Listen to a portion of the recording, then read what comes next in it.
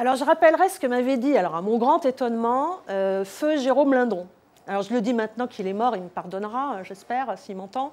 C'est que ce qui m'avait énormément surpris, c'est que c'était lui qui m'avait dit le plus ouvertement que pour un éditeur, les prix littéraires, c'était l'oxygène nécessaire. Et lui m'avait dit, si je n'avais pas eu deux Goncourt, celui de Duras et celui de Rouault, j'aurais mis la clé sous la porte. Mais il m'avait dit, je vous interdis bien sûr de le mettre dans votre thèse. Mais quand même. Et je pense qu'il y a, alors même si c'est un système très artificiel, je pense qu'effectivement, c'est le signe de l'entrée en force, voilà, du... Alors, c'est pas nouveau, hein, ça existait déjà au XIXe siècle, mais quand même du marché. C'est-à-dire le marché devient une valeur à lui tout seul et pervertit, bon, un peu le système. Cela dit, avec les prix populaires à jury tournant que j'évoquais tout à l'heure, puis avec d'autres formes de prix attribués par des professionnels, je pense à des prix des libraires, etc., on voit quand même le champ s'ouvrir un petit peu. Moi, j'ai fait une étude là, il y a 2 ans qui montre très bien que la porte est un peu moins étroite et qu'en fait, les éditeurs se positionnent sur les prix comme si ces prix étaient des labels différents.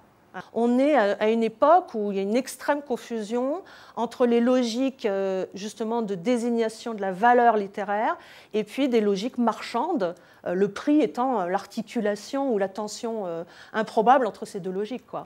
Mais ce qui est plus étonnant aussi, c'est par exemple comment on voit le scandale que représentaient les prix pendant très très longtemps s'atténuer, s'estomper. Depuis quelques années, bon voilà, c'est plus les grosses polémiques comme il y avait avant. Donc c'est pas justement parce que les prix sont devenus des labels. Donc on les accepte comme tels. On vous vend bien le meilleur café de l'année, la meilleure couche-culotte de l'année, ben on va vous vendre le meilleur livre de l'année. Ça ne choque personne. C'est intégré et intériorisé par cette masse de lectorat consommateur potentiel. Mais il y a quelque chose moi qui m'a fascinée. C'est la création.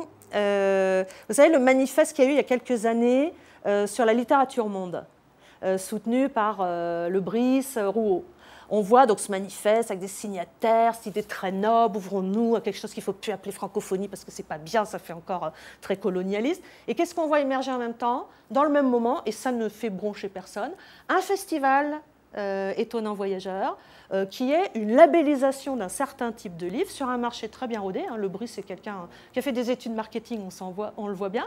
Et on voit comme ça des porosités entre des univers qui ne devraient pas se fréquenter, enfin en tout cas qui longtemps ne se sont pas fréquentés, et relayés, alors c'est le pompon, le Clésio, prix Nobel de littérature juste après, se manifeste l'année après, qui se revendique d'une littérature monde et qui cautionne par son Nobel un marché du livre étonnant, labellisé étonnant voyageur. Voilà, moi je pense que c'est quelque chose qui aurait été impossible, par exemple, il y a quelques décennies.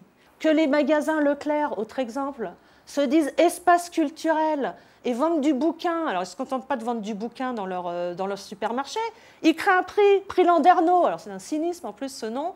Prix Landerneau. Et qui est-ce que vous retrouvez comme président de ce prix ? Jean Rouault, qui est dans le manifeste, qui est signataire du manifeste, créateur même du signataire avec Lebris. Ouais. Vous voyez cette confusion des genres qu'on voit entre des choses qui relèvent vraiment purement de logique marchande et des logiques de voilà, espèce de renouveau, cette espèce de mythe ou de fantasme d'un renouveau littéraire qui viendrait de francophonie, des premiers romans ou de je ne sais où.